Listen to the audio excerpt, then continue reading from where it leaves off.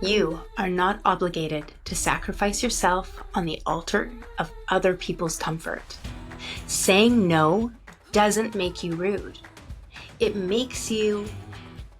doesn't make you selfish. It makes you sovereign.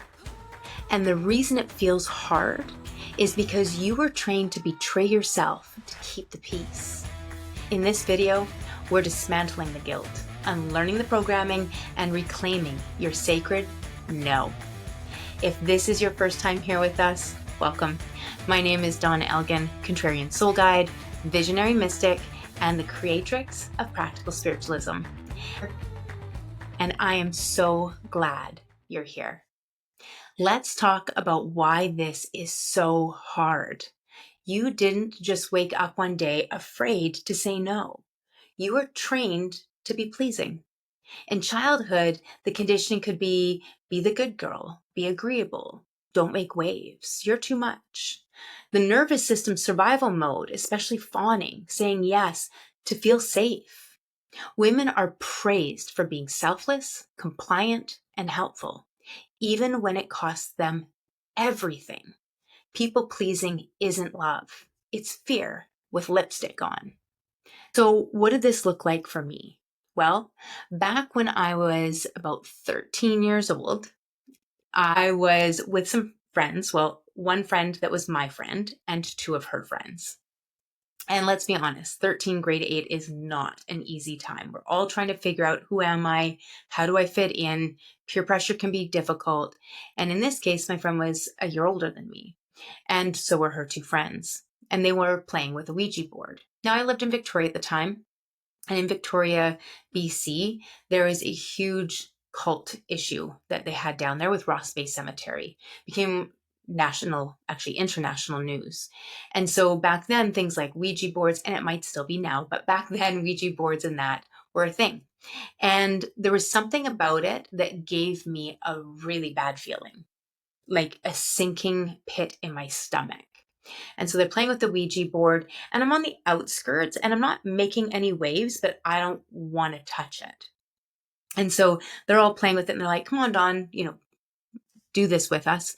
And I was like, "No, I'm good. I don't want to." And some comments kind of start getting made, and some poking and prodding, and they start kind of pushing around the little pointer on it.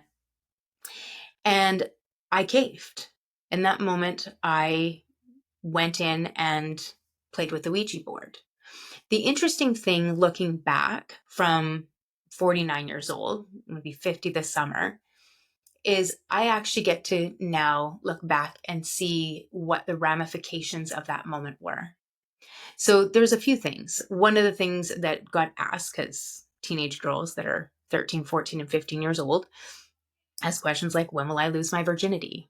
And the laughter was that they pushed mine to be 25. And so then they were like, "Oh, you're never going to lose your virginity." And all the jokes start getting made. And the downfall is they didn't forget that. And so just before my 15th birthday, I ended up giving up my virginity in a situation that was nothing even close to loving or a good situation. And so although the guy is a nice and decent guy, even now, we've talked about it years later, it was not a good situation. And I know and knew then that part of the reason I did it was because I didn't want to be 25 years old and still a virgin. And now I can look back from this point of view and know how ridiculous that is. But for a kid, I had no idea. And I was an awkward person. I was a total geek, a wallflower. I didn't fit in with everybody. I was always kind of on the outskirts. And so, yeah, for me back then, I totally believed it. And it messed my whole life up. Now, there's a second part to this that became apparent just over a year ago. Actually, it was a year ago, early March, which was when you play with things like a Ouija board, you're opening up a portal that can let in other spirits.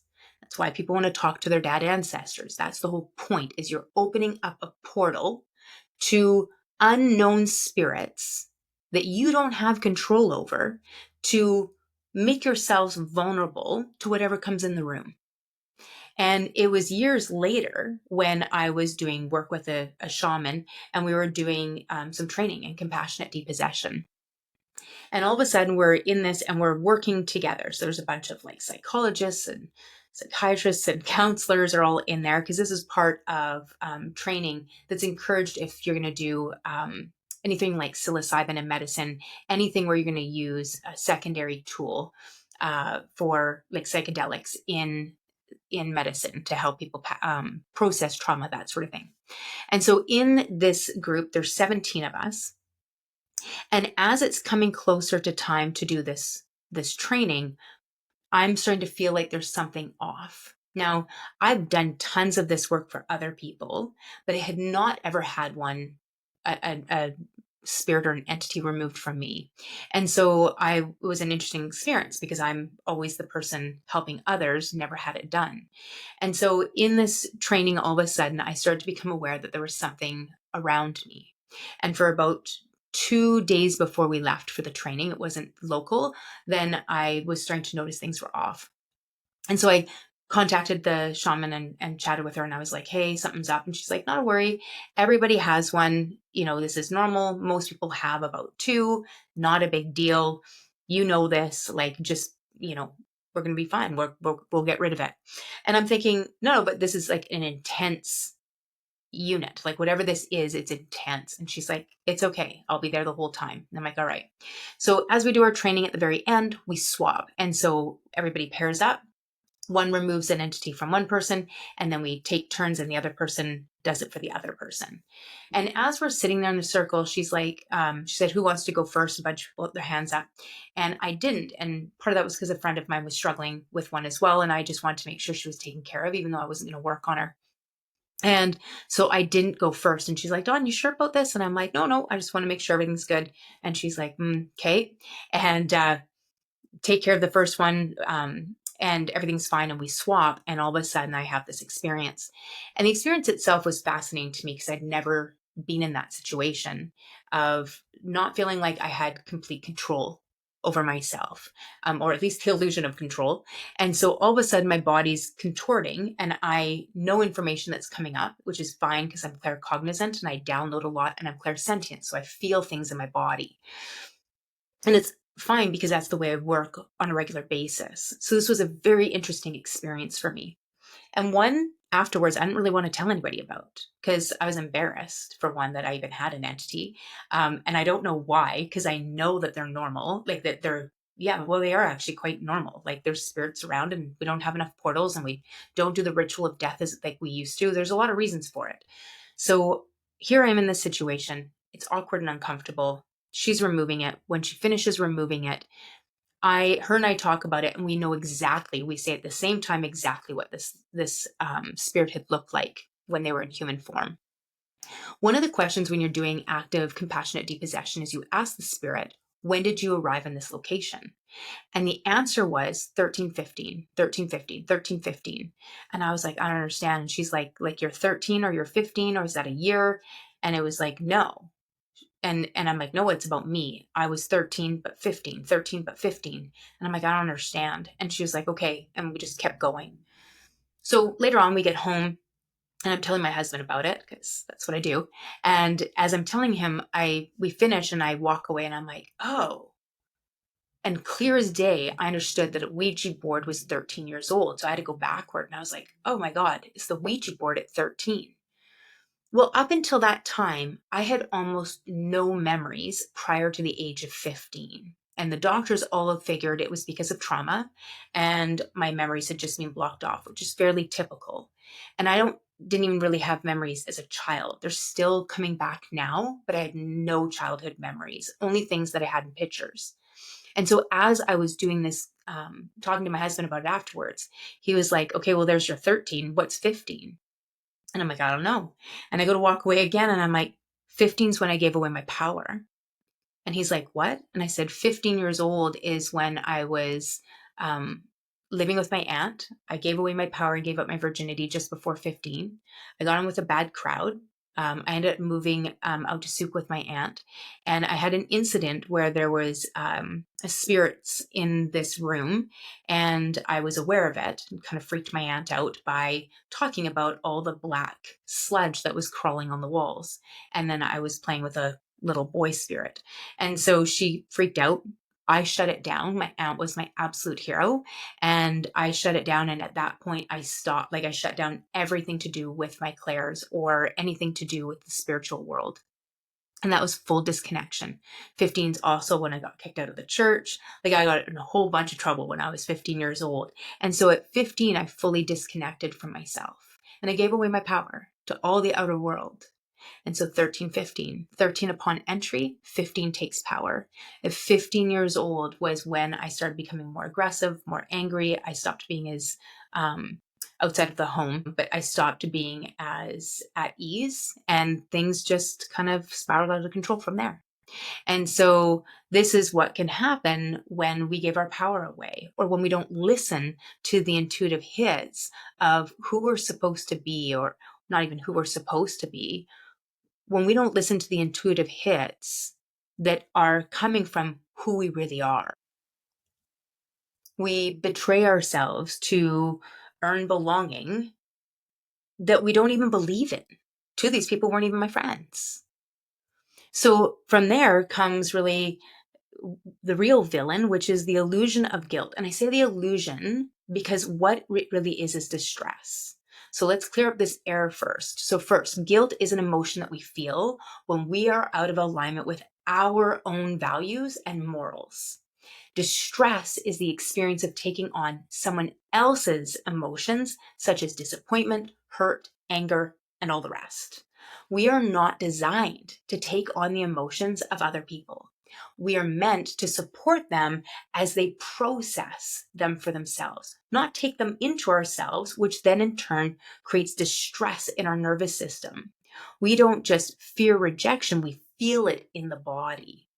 So you say no, and suddenly you're flooded with thoughts like they're going to hate me, or I'm a bad friend, or a bad daughter, a bad coach.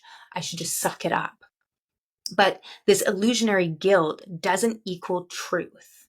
And it's a withdrawal symptom from chronic self-abandonment. So distress is your nervous system's way of reacting to unfamiliar safety, or even untrue safety. So when this happens, the cue is with your breath. So we inhale, I am safe to say no. And we exhale, I don't have to carry their disappointment. You are allowed to disappoint others. News alert. And stay in alignment with yourself, because discomfort is not danger. It's data. It's us becoming aware of ourselves. So let's redefine boundaries as sacred. Let's flip the whole conversation. Boundaries are not rude. They're not selfish. They are absolutely sacred. They are energetic clarity. They are nervous system safety. They are declarations of self-trust. Boundaries are not walls. They're doors that only open with consent. And some people will be upset when you stop betraying yourself. Let them. Let them. Use the somatic cues. Feel your body. Feel into your body's yes versus no. Yes feels open and expansive. There's like an opening and a leaning in even. It's light. No feels tight, pressured, and heavy. Sometimes it even contracts. And that's wisdom. And you don't owe anyone your burnout. So how do we actually say no? Let's make this practical. Here are some boundary scripts that you can start using today, and I'll keep them in the description for you as well. Thanks for thinking of me. I'm not available. Or that doesn't feel aligned right now. Or I need to check in with myself before I commit. Or I'm honoring my capacity right now, and that's a no for me. And my absolute favorite, I love that for you, but I don't love it for me.